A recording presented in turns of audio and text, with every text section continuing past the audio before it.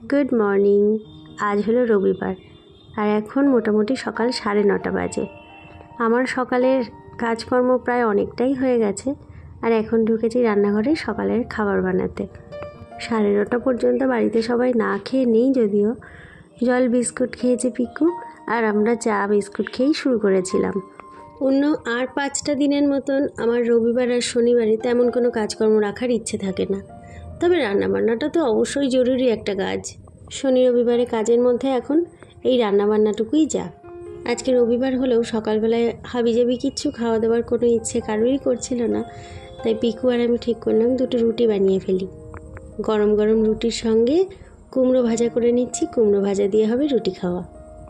গরম গরম কুমড়ো ভাজা দিয়ে রুটি আমাদের দারুণ লাগে খেতে। শনিবারে পিকুর এখন শুরু হয়েছে কম্পিউটার ক্লাস, ফলে সকাল থেকে মোটামুটি দুপুর 12টা পর্যন্ত সময়টা কিভাবে কেটে যায় তার কোনো হিসেব পাওয়া যায় না। তারপর টুকটাক করে একটু খাওয়া দাওয়া করে নিয়ে আবার বিকেলবেলায় একটু রেস্ট নেয়, আর ওদিকে আমার থাকে ব্যাচ। ফলে শনিবারটা ওই সন্ধ্যের পর আবার নিজেদের পড়াশোনা ইত্যাদি নিয়েই ব্যস্ত। তবে রবিবারটা পিকুর পুরো দিনই বলতে গেলে ফাঁকা থাকে, তাই জন্য মায়ের কাছে একটু বেশি সময়টা দাবি করে। তারপর এখন তো সমানে চলছে বাইরে বৃষ্টি, ঘরের বাইরে খেলাধুলা বলতে গেলেই বন্ধই। শীত পড়লেই শুরু হবে বাইরে চুটিয়ে খেলাধুলা। এখানে পিকুর জন্য 2টো রুটি দিয়েছি আর কয়েক টুকরো কুমড়ো ভাজা, আর মাত্র 1 গ্লাস মতো দুধ একটু গরম করে দিলাম, একটা কলা দিলাম। ঘুম ভেঙে উঠে অনেকটা সময় নিজের মতন কাটিয়ে ফেলেছে। বললাম বই খাতা নিয়ে বসতে, দেখা যাক।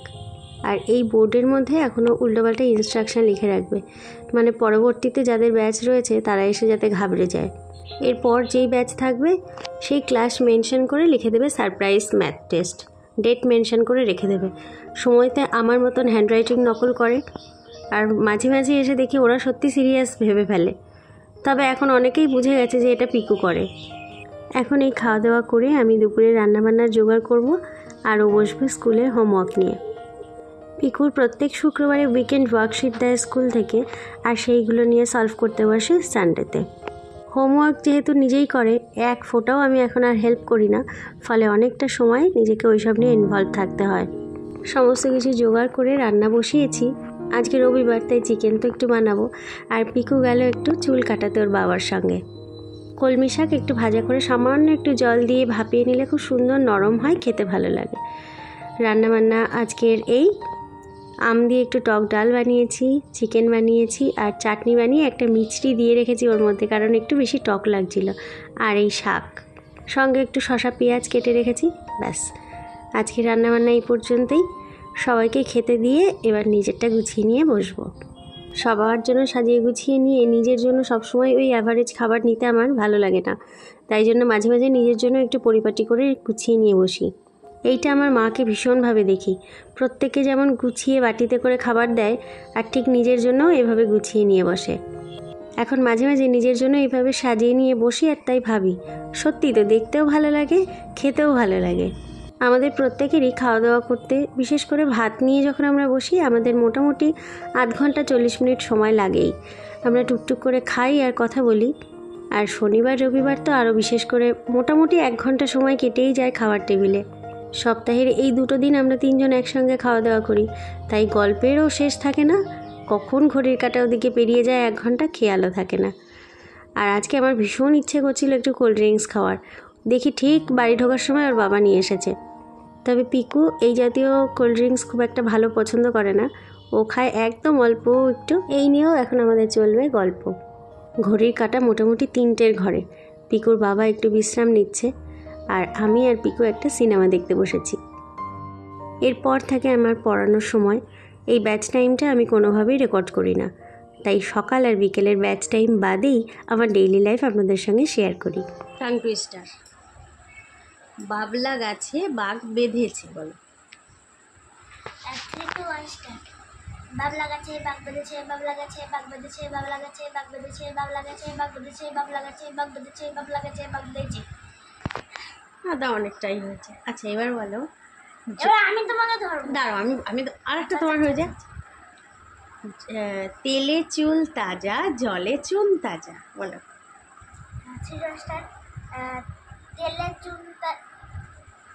তেলে চুল তাজা।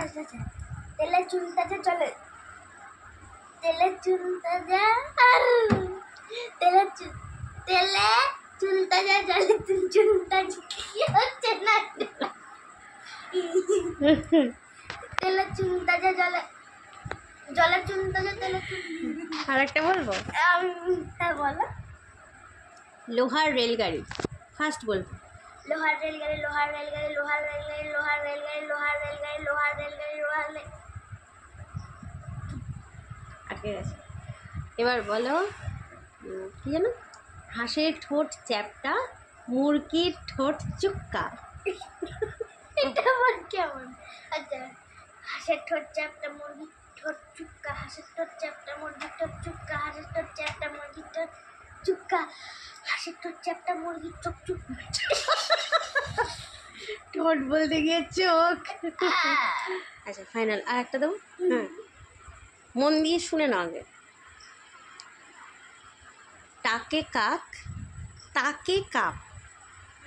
টাক মিন্স মাথার উপর, কাক আর তাক রেখে কাপ। তো ভেবে না ভালো করে, বলো। কেমন ভালো লাগছে। আচ্ছা, বলো। টাকে কাক, টাকে কাপ, টাকে কাপ, টাকে কাক, টাকে কাপ, টাকে কাক, টাকে কাক, টাকে কাপ। হ্যাঁ, এ হচ্ছে তো টাকে কাক, টাকে কাপ, টাকে কাপ, আউ, টাকে কাক, টাকে টাকে টাকে কাপ, মন দিয়ে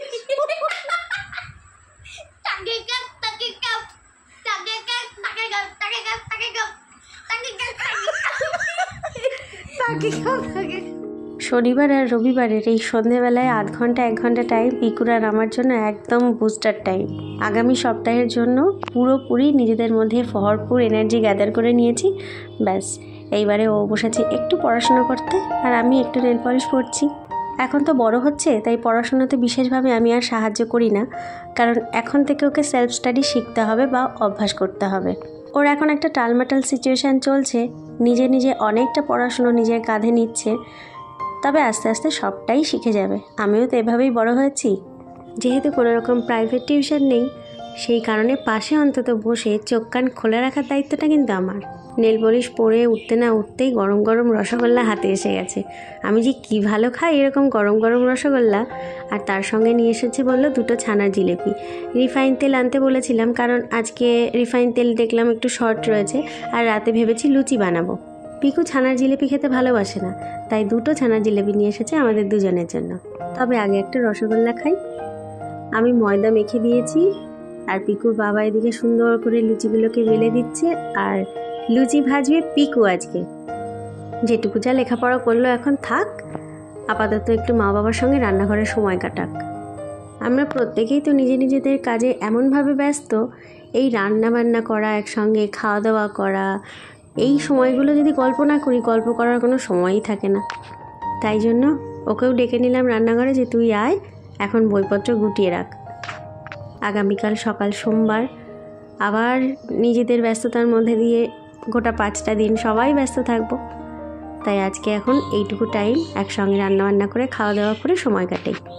পাশাপাশি আমার একটাই উদ্দেশ্য, যেন তেন প্রকারে আমার ছেলেকে রান্নাবান্নাটা অন্তত শেখাতেই হবে। এখন আমার সময় আছে, সুযোগ আছে, ওর পাশে দাঁড়িয়ে আমি দেখতে পাচ্ছি, শেখাতে পারছি।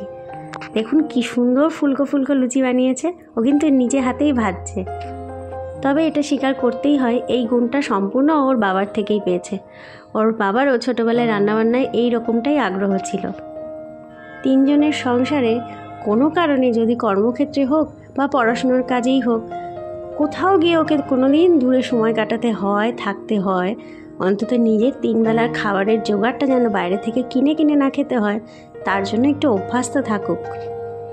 এখন এই হাসতে খেলতে আনন্দ করতে করতেই টুকটুক করে শিখে যাবে নিজের প্রয়োজনীয় কাজগুলো।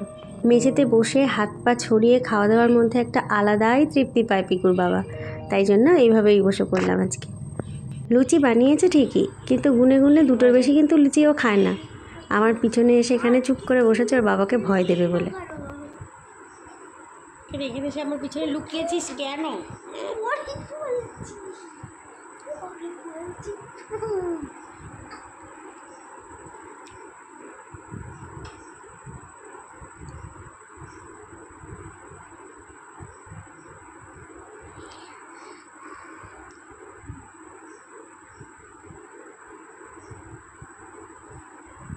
ভয় দিবে বাবাকে গিয়ে।